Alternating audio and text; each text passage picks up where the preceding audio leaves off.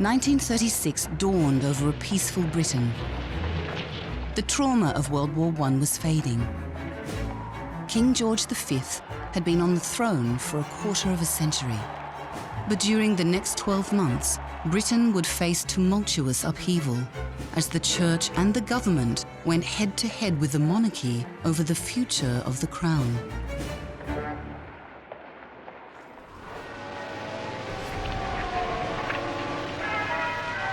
And so, we turn the last page of this chapter of sorrow. On January 20th, King George V died. He was succeeded by his eldest son, Edward. Edward VIII was the golden boy of the British newspapers. He was seen as a very good export for Britain globally. He was quite a trendsetter in terms of fashion, and the public absorbed the message that the news media were presenting of him in this glamorous, globe-trotting king-in-waiting.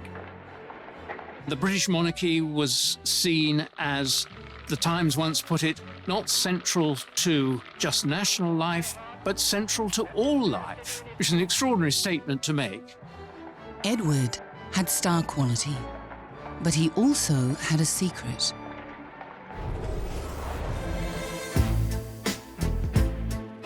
Edward was in love with an American socialite named Wallis Simpson, who had divorced her first husband and was in the process of divorcing her second. Once Mrs. Simpson's divorce was finalized, Edward planned to marry her and make her his queen.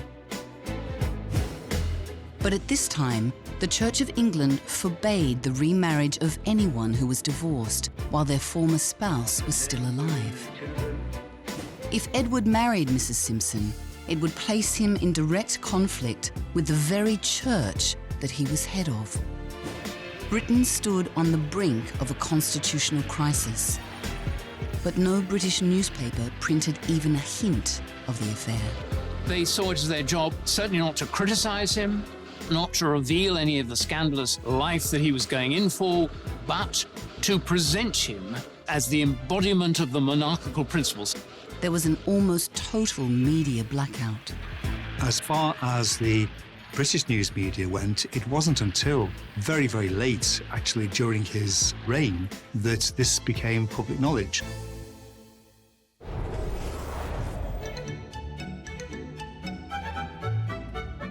Elsewhere, the story was very different. In the United States, with its less deferential attitude towards the monarchy, this was common knowledge. This was reported on a weekly basis. Edward and Wallis became a staple of the American media, who delighted at the prospect of an American queen. And the American coverage eventually found its way to Britain. People in the know were getting sent clippings of American newspapers and magazines featuring the two. Newspaper archives show letters from readers asking why this story wasn't being reported on, and these letters were being ignored. So much so that up until, I think it was the summer of 1936, he was featured in the British press, pictured with Wallis Simpson on a yacht, with no commentary whatsoever about who this woman on board was at all. On December 1st, Alfred Blunt, the Bishop of Bradford, admonished Edward while addressing his congregation. His implication was that the king was not upholding the values of the Church of England. A member of the establishment had publicly rebuked Edward. This gave the press the excuse they needed to publish a story that had been hidden from the public for so long. The next day, the story broke.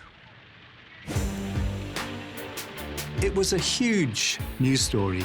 The public thought this was a, quote, big knock to the reputation, not just of the royal family, but overwhelmingly of British newspapers, which were seen to have been deferentially silent on something of vital national concern for many months, if not years.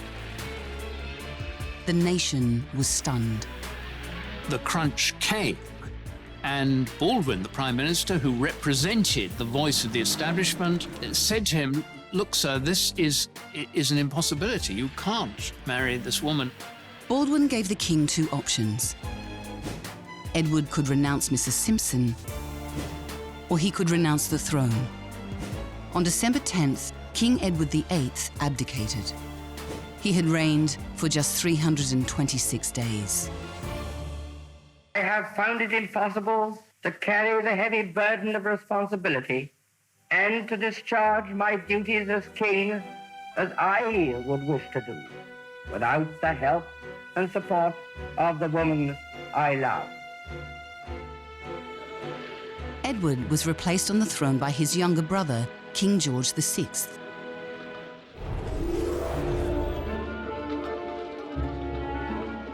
In June the next year, Edward and Wallis married. They remained married until Edward's death 35 years later.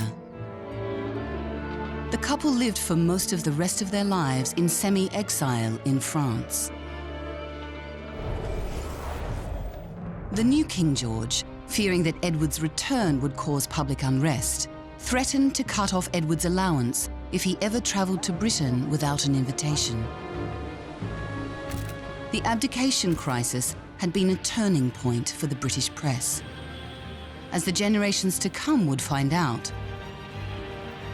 No longer could the royal family rely on the newspapers to remain silent out of deference to their monarch. The shackles were off.